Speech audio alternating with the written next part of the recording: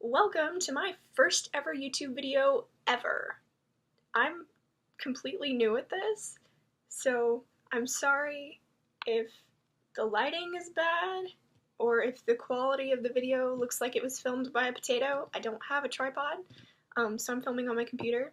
As a matter of fact, I feel like this glint on my glasses is a little distracting, so I'm just gonna... Today, I thought I would talk about some books that I've been reading this summer, and they're mostly YA. Actually, they're all YA. A few disclaimers before I start.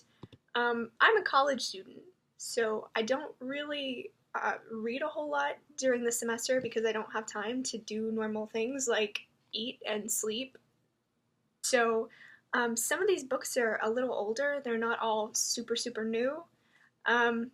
Some of them are new-ish, but some of them are a couple years old, and I'm sorry about that.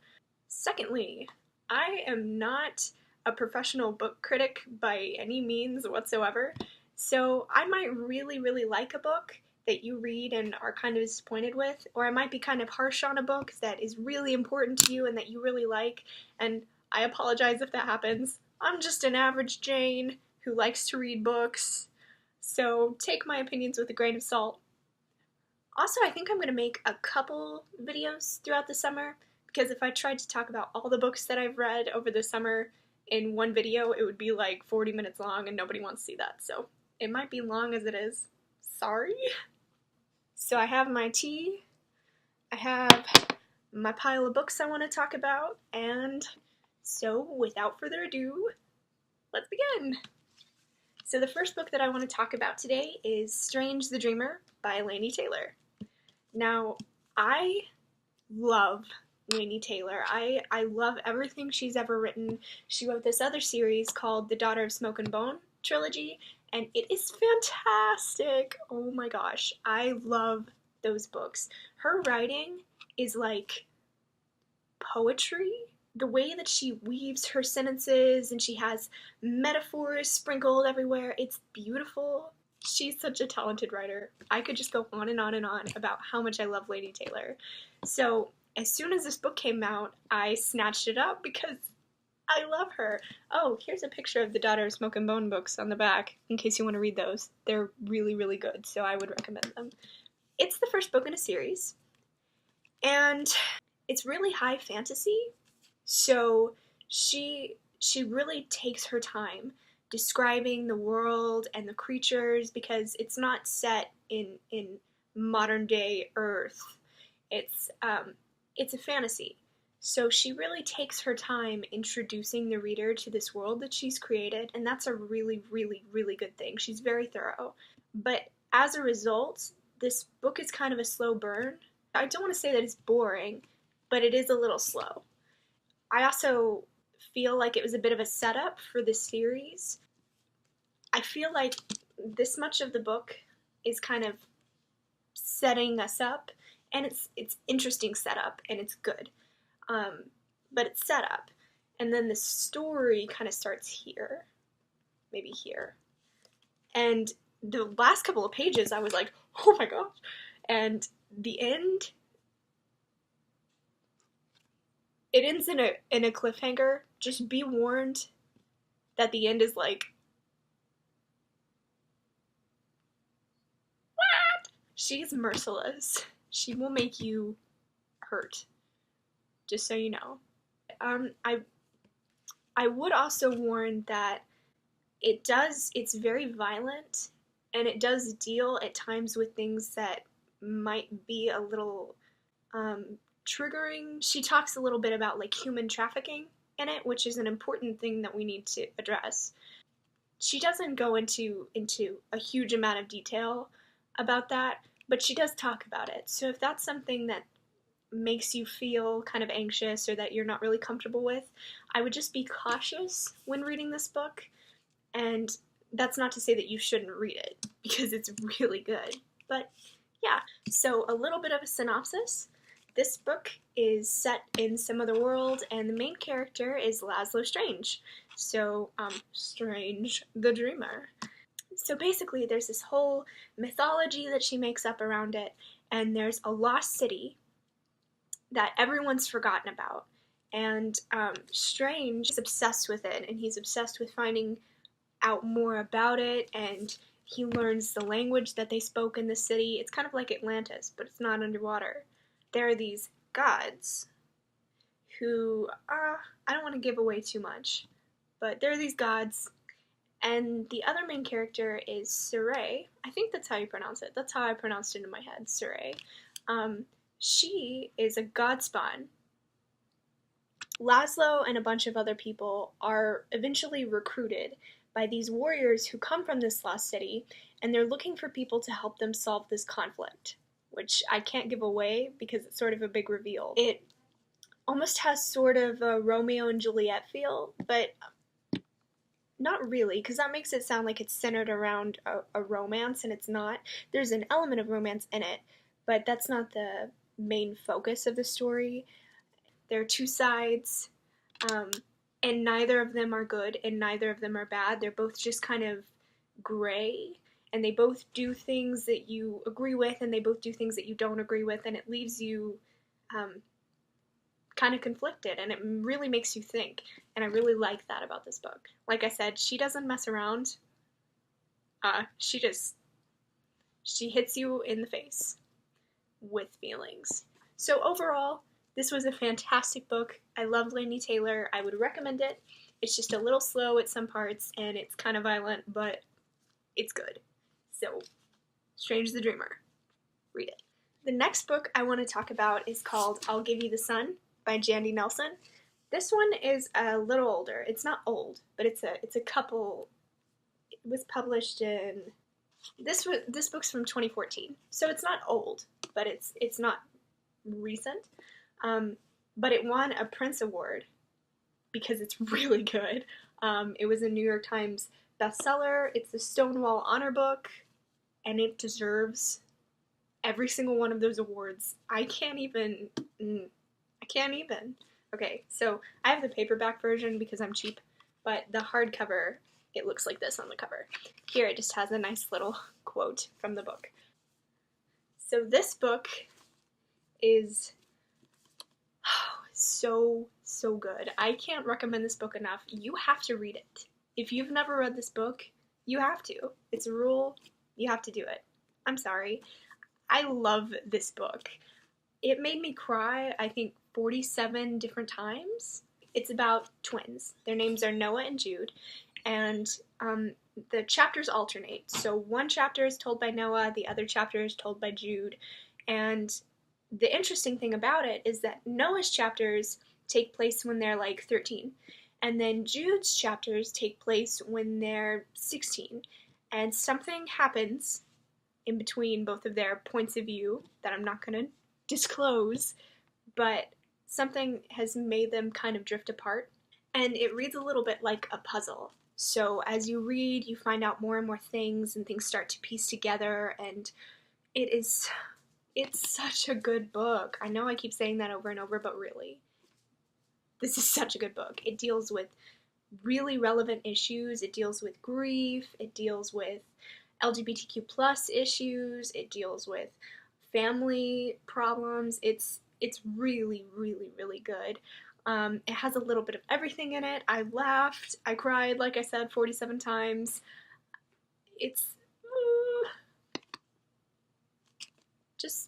Just read this book. Just read it. That's all I have to say. I'll Give You the Sun by Jandy Nelson. Read it. The next book that I'd like to talk about is Fan Art by Sarah Tregay. Sarah. And this book I really wanted to like, but I didn't so much. So this book is dealing with LGBTQ plus issues, and that's awesome. I think there needs to be more representation in books, and I'm really, really glad that she chose to write about it. The only problem is that I kind of don't like the way that she went about it. I feel like she kind of perpetuated some stereotypes in it a little bit. It kind of reads like she's never actually spoken with somebody who's gay. Now, I don't know. I don't want to speak for that community. So maybe you'll read this and find that you can really, really relate, and I hope that you do. But I just kind of didn't care for it that much. It kind of reads like kind of a really low quality slice of life anime. And there's nothing wrong with slice of life anime. Don't get me wrong. But like a really low quality one where not a whole lot happens and the characters kind of are stereotypes, and it's like this book is about the main character's name is Jamie, and he's gay and he has a crush on his best friend whose name is, I don't even remember, Mason. Whose name's Mason. He has a crush on his best friend Mason, and he wants to tell him, but he's kind of worried that if he comes out to him, it'll mess up their friendship, and he really doesn't want to do that. So the whole book is basically him debating whether or not he should come out to Mason. And some things happen, like there's a prom. It's called fan art because there's art in it, and it's got this little section with like a little comic in it, which is sort of cool. Now, maybe I didn't like it so much just simply because I read it directly after I read I'll Give You the Sun, which was so good that when I read this book, which isn't bad, I'm not going to say that it's bad, it just wasn't great. So maybe I just went in with really, really high expectations, and I just read this beautifully written, angsty goodness. This one was just kind of, it just felt kind of superficial, you know? It wasn't bad, but I just didn't like it, personally. And maybe you will, and maybe you'll read this book and you'll really, really be able to relate to it, and maybe it'll help you work through some problems that you might be having. Maybe it'll make you feel like you're represented, or maybe you'll just read it and it'll be entertaining and you'll smile and it'll make you happy, and I hope that it does all of those things for you. But it wasn't for me. But anyway, let me know if you love it, and if you think that I was wrong and too harsh on it, let me know. Fan art. The next book that I want to talk about is called I'm Not Your Manic Pixie Dream Girl. That title, I picked it up because that's hilarious to me. I love that. It's about, the main character's name is Beatrice, and she eventually goes by Trixie. She is kind of, everybody at school calls her Math Girl because she really likes math. She's kind of nerdy. She's not really cool. She's not in the cool group of people. And she gets a boyfriend who almost immediately breaks up with her for this other girl who's very, very manic pixie dream girl. So Beatrice decides to come up with this formula that will change her life, and she basically starts to just emulate all the manic pixie dream girl tropiness from movies and stuff. And so she turns herself into this manic pixie dream girl. And it's a little funny because the formula that she uses, it's supposed to be like this genius formula that she hopes is going to get her into MIT because she's going to use it for a scholarship application. And she's like, oh, MIT is going to love this formula. It's so complicated. And let me find it. The formula that she uses is just an integral. I mean, it's an applied integral. She applies it to real life, and that's cool. But it's just an integral. Like, it's basic calculus. Calculus is hard, so good for her. But I don't really think that MIT would be impressed with an integral. Maybe they would. I don't know. I don't go to MIT. But anyway, but it's really cute. And it talks about a lot of kind of feminist issues. It talks about social issues. I really liked the writing. I thought it was cute. It's a quick read. It's really kind of fluffy. It's got a nice feel-good ending. It's a good book. It's cute. So, yeah, I just hit myself in the face. The next book, or two books, I guess, that I'd like to talk about is A Study in Charlotte and The Last of August by Brittany Cavallaro. It is the Charlotte Holmes series, so I'll mostly just talk about the first one, but I just got finished reading the second one, and it's so good. These books are about Charlotte Holmes and Jamie Watson, and it's set in a world where everything's the same except the Sherlock Holmes mysteries actually happened, and Sherlock Holmes and John Watson were real people. So this book is about their great grandchildren, and so that's kind of fun.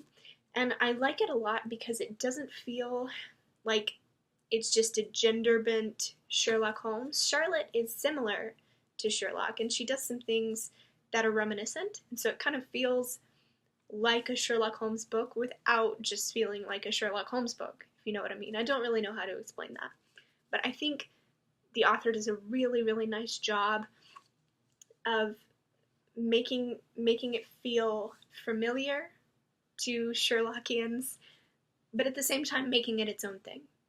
I love the characters. They're sweet and precious and my babies, and I want them to be safe. And in the first book, I'll only really tell you the plot of the first book, but they go to the same school, and Jamie's all excited, and he's like, oh, Charlotte Holmes goes there, and I'm a Watson, and she's a Holmes, so we have to be, like, best friends, obviously. Duh.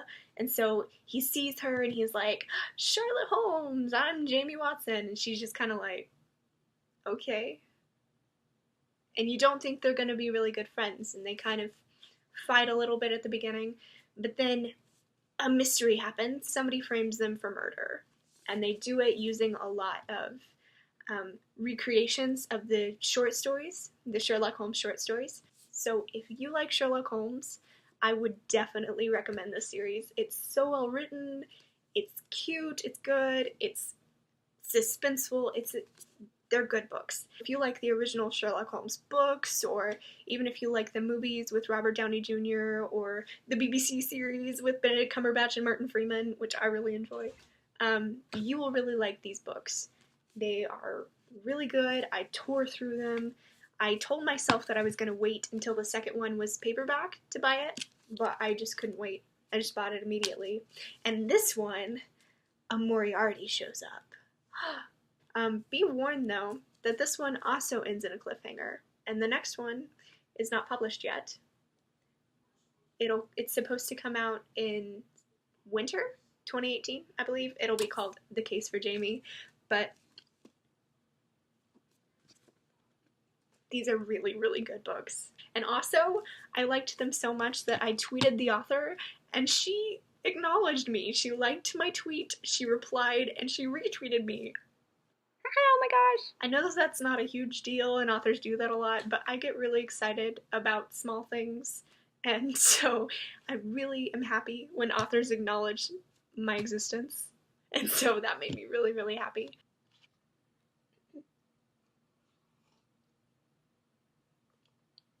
So anyway, that's all I have for you today. Let me know what you think in the comments. Let me know if you read these books. Tell me what you think about them. I want to know if you agree with me, if you disagree. Let me know. And again, thank you for watching this video so much. This was my first YouTube video ever. I know that I'm a little late to the game. I just decided that this summer I was going to do some new stuff and live my life to the fullest. And I just thought I should make some YouTube videos because I like watching YouTube, I like reading, I'll just talk about books. So I don't really expect this video to get a lot of views, maybe like 5, but I would be thrilled with 5. Let me know what you think. Give it a like, I guess. I know I feel kind of weird asking you guys for likes since we just met, and like, I don't feel like we have a really established relationship, but yeah, like the video if you liked it. I mean, I guess you could also dislike it if you wanted to. You can subscribe to my channel if you want. Is it down here or is it down here? I don't know. I will definitely post some more videos talking about some more books that I read this summer. I might go kind of quiet during the semester because, again, college is hard. But I don't really know where this channel is going to go. I'll review some more books for sure. I might just vlog. I don't know. Let me know what you think in the comments, and give me some constructive criticism. Let me know what you think. Just please don't be mean to me, because I'm soft and sensitive, and I'll probably cry if you're mean to me. I hope you let me know what you think, and I hope you have a great day. Bye! Also, I forgot to tell you what my name is. My name is Katy. Nice to meet you. Thank you for watching my video. Have a nice day. Bye!